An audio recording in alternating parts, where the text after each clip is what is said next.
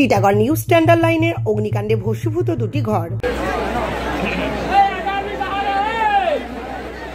টিটাগড় পুরসভার 6 নম্বর ওয়ার্ডের new standard লাইনের বাসিন্দা মহাবীর মন্দিরের পুরোহিত নন্দকিশোর ঝার বাড়িতে শুক্রবার সকালে আগুন লাগে। সেই আগুন মুহূর্তের মধ্যে ছড়িয়ে পড়ে পড়শি সঞ্জয় গুপ্তার ঘরে। দুটি ঘরের সমস্ত সামগ্রী আগুনে ভস্মীভূত হয়ে গিয়েছে। প্রথমে স্থানীয়রা বালতি করে জল এনে আগুন নেভানোর চেষ্টা করে।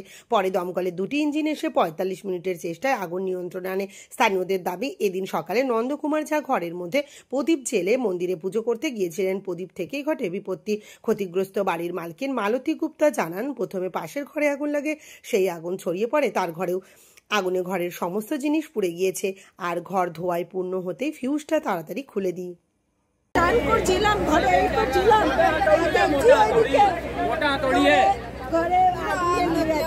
পাশের ঘরে আগুন লেগেছে, ওই দিয়ে আমার ঘরে আগুন লাগলো জানেন না।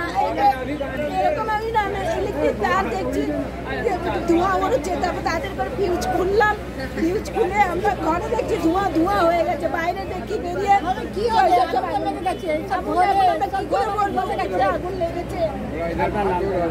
মারুতি গুপ্তা।